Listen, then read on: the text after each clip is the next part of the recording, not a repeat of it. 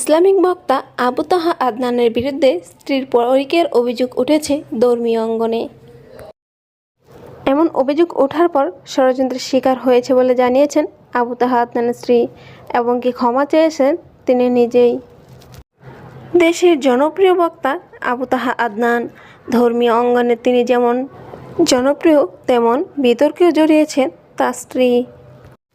সমালোচনার ঝড় তুলেছেন। শনিবার ফেসবুক পোস্টে স্বামীর পরকীয়ার নামে অভিযোগ তোলেন স্ত্রী সাবিকুন নাহার। তবে ঠিক একদিন পরেই তার স্ত্রী তার ভুল স্বীকার করে ক্ষমা চান নিজেই। সাবিকুন নাহার অভিযোগ করেছিলেন তার স্বামী আবু তাহা আদনান তার পুরনো প্রেমিক বিমানবালা জরিনার সাথে জাবিনের সাথে পরকীয়ায় জড়িয়েছিলেন। ফেসবুকে তিনি লেখেন, আমার বিছানায় বসে তিনি কথা বলেন তার পুরনো প্রেমিকার সাথে। মাশাআল্লাহ, তিনি যাই করেন তার আবার গোপনের দ্বার ধরেন না, কারণ তিনি মনে করেন তিনিই সবচেয়ে বড়। স্ত্রীর এই পোস্ট ছড়িয়ে পড়ার পরেই সামাজিক মাধ্যমে জড়িয়ে ওঠে তুমুল সমালোচনা। অভিযোগ যে শুধু তার স্বামীর দিকেই গেছেন তা নয়, তার প্রতিষ্ঠানের দিকেও আঙুল তোলেন সাবিকুন নাহার সানা। তার দাবি তার প্রতিষ্ঠানে চলে নারী পুরুষের অবাধ মেলামেশা, যা তাকে ব্যক্তিগতভাবে ভেঙে দিয়েছে। কিন্তু এই ঘটনায় নাটকের মোড় নেয় পরের ধাপে।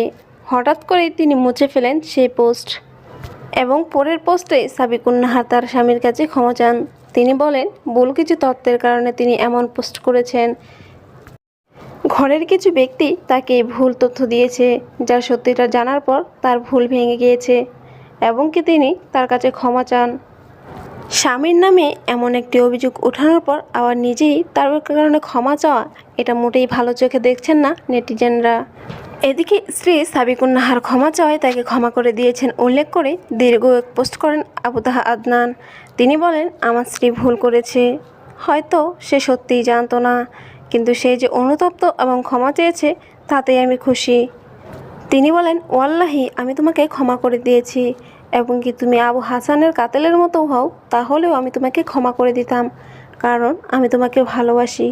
এছাড়া আবু তাহা আদনান তিনি ওই পোস্টে সকল প্রশ্নের জবাব দিয়েছেন।